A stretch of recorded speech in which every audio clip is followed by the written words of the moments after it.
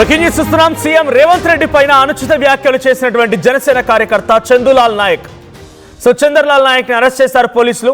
అయితే అరెస్ట్ చేసి జైలుకు కూడా తరలించారు.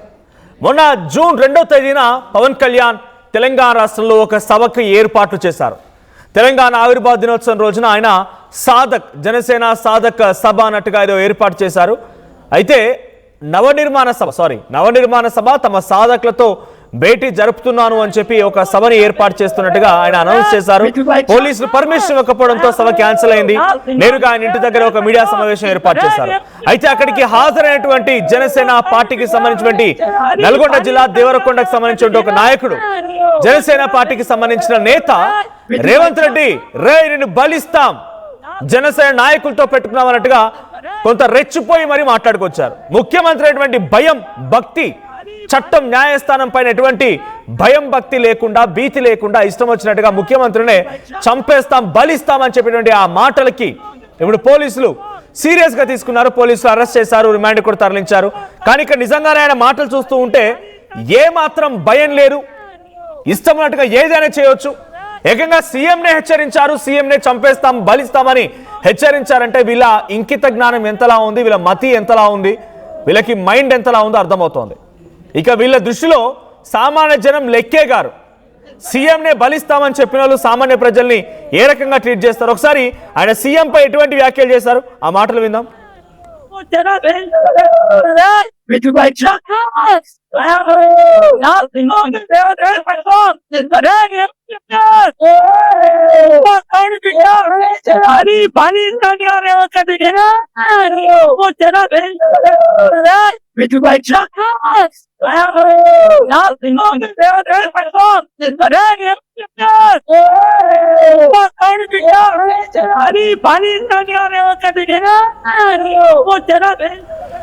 చూడండి ఆ బలుపు అహంకారం చూడండి. రేవంత్ రెడ్డి బలిస్తాం, అమ్మతోడు బలిస్తాం, జనసేన నాయకులతో పెట్టుకున్నామని చెప్పి మాట్లాడుతున్నాడు. ఆయన దేవరకొండ కాన్స్టిట్యుయెన్సీకి సంబంధించిన ఓ జనసేన కార్యకర్త అన్నట. ఇంతలానా మరి ఇంత శృతించిపోవాలి? ఏమొచ్చింది? ఓ రోజు మీటింగ్ పెట్టగానే మొత్తం రాష్ట్రం మొత్తాన్ని ప్రభుత్వం ఏర్పాటు చేసిపోతారా? కాదు కదా. ఎన్ని రకాలుగా ఉద్యమాలు చేయాలి, ఎన్ని రకాలుగా పబ్లిక్ విశ్వసనీయతని చొరగనాలి. ముఖ్యమంత్రిని చంపుతానని హెచ్చరించిన వాళ్ళు రేపటి రోజున నిజంగానే వారు విభేదిస్తే సామాన్య జనానికో, జర్నలిస్టులకో, సామాన్యటువంటి పౌరులకో రక్షణ ఎక్కడిది ఇంకా? సో అందుకే పోలీసులు తనకు తగ్గట్టుగా ఆ బలి అనే పదానికి అర్థం చూపించారు. అరెస్ట్ చేసి లోపల బొక్కలో వేసారు. ప్రజెంట్ ఆ పోలీసుల ట్వీట్ చూస్తున్నాం మనం. సో ఉద్దేశపూర్వకంగా సోషల్ మీడియాలో గౌరవ సీఎం గారిపై అనుచిత వ్యాఖ్యలు చేసినటువంటి కొర్ర చందర్లాల్ అనేటువంటి వ్యక్తిపై కేసు నమోదు చేసి జైలుకు పంపించారు తెలంగాణ పోలీసులు.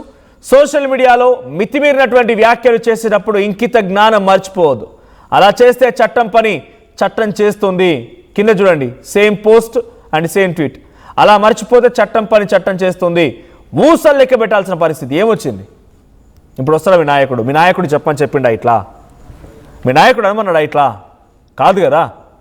ఆయన వచ్చి ఆయన ప్రెస్ మీట్ ఏదో ఆయన అనౌన్స్ చేస్తారు, సభేలో పెట్టుకొని వెళ్ళిపోతారు. రేపటి నుంచి మళ్ళీ ఎక్కడ ఉంటారో, ఏడ తిరుగుతారో ఏమో తెలియదు.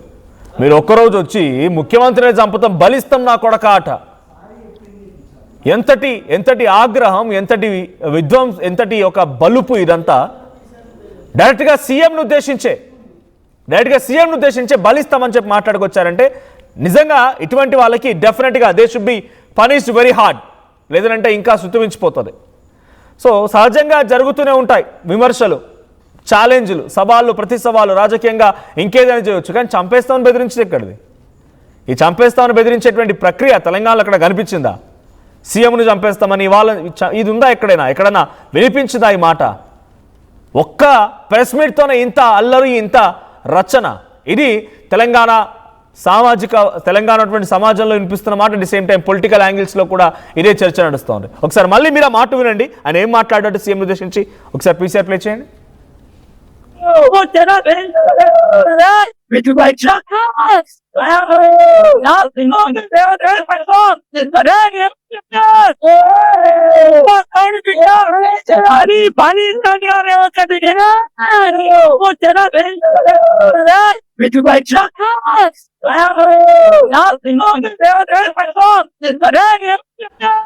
చూడండి, రేవంత్ రెడ్డి బలి ఇస్తాం నా కొడక నిన్ను అట, ఇదా భాష మాట్లాడాల్సింది. ఇదే కాదు సోషల్ మీడియాలో వీళ్ళు పెట్టేటువంటి కామెంట్స్, వీళ్ళు మాట్లాడే మాటలు నిజంగా రీజనల్ కాన్ఫ్లిక్ట్స్ క్రియేట్ చేస్తుంది. ఇలాంటి వాళ్ళే రీజనల్ కాన్ఫ్లిక్ట్స్, ఆంధ్ర తెలంగాణ అనేటువంటి ఈ సెంటిమెంట్ రగలడానికి మరింతగా దీనికి పెట్రోల్ పోసి మరింతగా నిప్పు ఎక్కువ చేయడానికి కారణం ఇలాంటి వాళ్ళే. ఎవరు మాట్లాడిన వాళ్ళపై ఓ పేటీఎం బ్యాచ్ అని ముద్ర వేయడం, తెలంగాణలో మహిళల పైన కొంతమంది సమాజంలో ఉన్నటువంటి పౌర సంఘాల మీద, మేధావుల మీద, తెలంగాణ ఉద్యమకారుల మీద మాట్లాడాల్సిన మాటలు చాలా విపరీతంగా ఉన్నాయి. మొన్న పవన్ కళ్యాణ్ మాట్లాడిన మాటలకి తన బిడ్డగా గద్దర్ కూతురు రియాక్ట్ అయింది. గద్దర్ కూతురు కూడా DNA టెస్ట్ చేసుకోమన్నారంటే ఎంత దారుణంగా వీళ్ళు బిహేవ్ చేస్తున్నారో అర్థమవుతోంది. ఇక కొంతమంది సడన్గా ఇప్పుడిప్పుడే పుట్టుకొచ్చిన నాయకులు జనసేన పార్టీకి సంబంధించిన వాళ్ళు ప్రెస్ మీట్లు పెట్టి వాళ్ళు విపరీతంగా ఇంకా ఈ కాన్ఫ్లిక్ట్స్ పెంచుతున్నారు. పాపం పవన్ కళ్యాణ్ కూడా తగ్గిపోయాడు. ఆయన నన్ను తెలంగాణ నాయకులు రమ్మంటే వెళ్ళానని చెప్పి ఆయన కంక్లూజన్ ఇచ్చారు. నాకేం అక్కడ అవసరం లేదు, నా తెలంగాణకు సంబంధించి పార్టీ నాయకులు రమ్మనంటే వెళ్ళానని చెప్పి మరుసటి రోజున ఆయన మాట్లాడుకొచ్చారు, కంక్లూజన్ ఇచ్చారు దీనికి. కానీ వీళ్ళు మాత్రం ఆగడంలో ఎక్కడ తగ్గడం లే. డ్రగ్స్ కేసుల్లో పట్టుబడ్డోళ్ళు, అనేక రకాల అక్రమ ఆరోపణలు ఎదుర్కొంటున్న వాళ్ళు ఇంకా దీన్ని రెచ్చగొట్టే ప్రయత్నం చేస్తూనే ఉన్నారు. మేధావుల్లాగా కూర్చొని ఏకంగా గద్దర్ కుమార్తెనే DNA టెస్ట్ చేసుకోమని రకంగా బిహేవ్ చేస్తూ మాట్లాడుతున్నారంటే ఎంతటి శృతిమించిపోయి వీళ్ళ ప్రవర్తన స్టార్ట్ అయిందో అర్థమవుతోంది. పేటీఎం బ్యాచ్ అనే పదాలు మాట్లాడుతున్నారు. పేటీఎం బ్యాచ్ అంట, ఆ పదం ఎక్కడ కూడా ఈ 12 ఏళ్ల తెలంగాణ రాష్ట్రంలో ఎక్కడ కూడా ఈ పేటీఎం అనే పదం వినిపించలేదు. కానీ వీళ్ళు వచ్చిన తర్వాతనే ఈ పేటీఎం మొదలైంది. మరి ఇప్పుడు ఈ చంద్రలాల్ నాయక్ ఎవరు పేటీఎం కొట్టాడా మాట్లాడమని చెప్పి క్వశ్చన్ చేస్తుంటే మిగిలిన వాళ్ళందరికీ కూడా పేటీఎం అంటున్నారు. మరి చంద్రలాల్ నాయక్ ఎవరు పేటీఎం చేశారు ఇలా మాట్లాడమని చెప్పి? నాయకుడా లేకపోతే అదే పార్టీకి సంబంధించిన ఇంకెవరైనా నాయకులు చేశారా? మా ప్రతినిధి పవన్ సిద్ధంగా ఉన్నారు లైవ్లో. పవన్, సో చంద్రలాల్ నాయక్ని అరెస్ట్ చేశారు పోలీసులు. డైరెక్ట్గా సీఎం పైన ఈ స్థాయిలో రెచ్చిపోయి ఆగ్రహానికి గురవుతూ బలిస్తాం, చంపేస్తామని వ్యాఖ్యలు మాట్లాడినటువంటి ఈ విషయం పైన పోలీసులు కొన్ని సీరియస్గా తీసుకొని అరెస్ట్ చేసి జైలుకి పంపించారు. ఇంకా ఇది కాన్ఫ్లిక్ట్స్ కొనసాగుతూనే ఉన్నాయి.